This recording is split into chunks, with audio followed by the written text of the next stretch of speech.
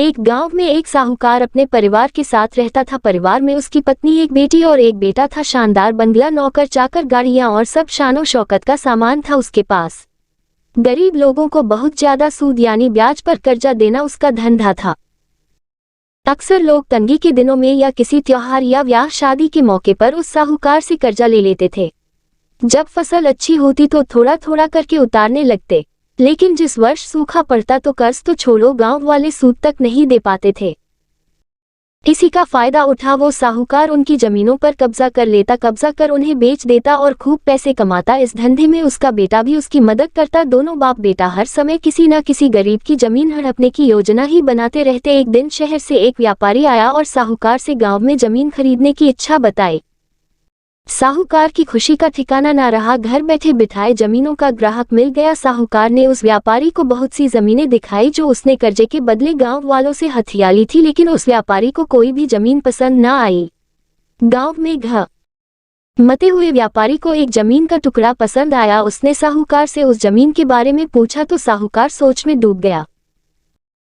असल में वह जमीन तो एक बिन माँ बाप की लड़की की थी जो वहां पर रहती थी। उस लड़की के माँ बाप ने साहूकार से 20,000 रुपये कर्ज लिया था, मगर उसे चुकाने से पहले ही उनकी मृत्यु हो गई। बेसहारा लड़की की हालत देख गांव की पंचायत ने साहूकार से उस जमीन पर कब्जा न करने को कहा। भला पंचायत की बात कैसे टाल सकता था साहूकार, मगर दिल में हमेशा ही उस जमीन पर कब्जा करने की बात सोचता रहता था। आज व्यापारी की इच्छा सुन उसका लालच बाहर आ गया था और उसने जमीन पर कब्जे का मन बना लिया।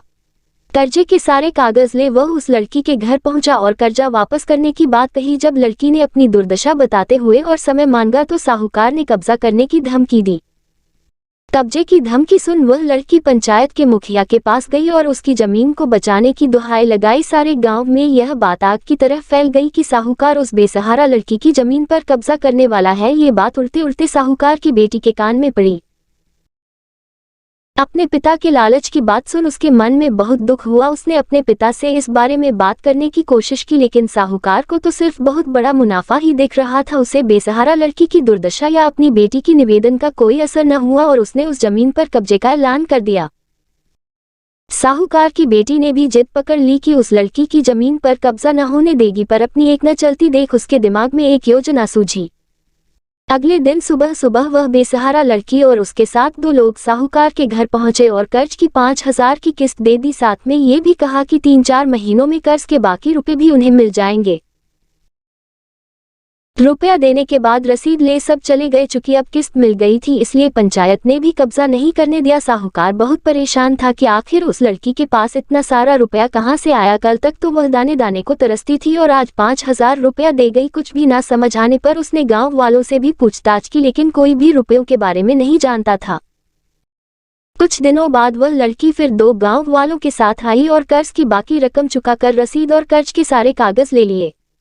साहूकार परेशान हो गया कि आखिर इस लड़की के पास इतना धन आया कहां से। इस तरह कुछ दिन और बीत गए। एक दिन साहूकार को खबर मिली कि उस बेसहारा लड़की ने अपनी जमीन बेच दी है। कुछ कर तो सकता नहीं था, लेकिन उत्सुकतावश जाकर देखा तो चौंक गया। जमीन पर एक बोर्ड लगा था। उस बोर्ड पर जमीन के मालिक का नाम देख साहूकार की मानो सांसें रुक गई हो। मालिक के नाम के आगे लिखा था उसकी अपनी बेटी और उस लड़की का नाम। वह दौड़ा हुआ घर गया और बेटी से पूछा कि यह क्या तमाशा है।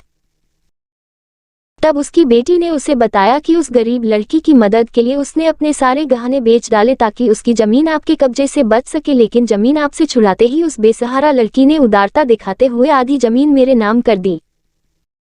बेटी ने उसे समझाया कि आप तो उस लड़की का आखिरी सहारा भी छीन रहे थे, मगर उस लड़की का बड़प्पन तो देखो, उसने जमीन छुड़ाते ही मेरे गहनों के बदले अपनी आधी जमीन मुझे दे दी। ये सब सुन साहूकार को शर्मिंदगी महसूस हुई और उसने भविष्य में कभी किसी की जमीन न हड़पने का वचन दिया। आपको ये कहानी कैसी लगी नीचे कमेंट करके हमें जरूर बताइएगा। अगर आपको ये कहानी पसंद आई हो तो अपने दोस्तों के साथ जरूर शेयर करें।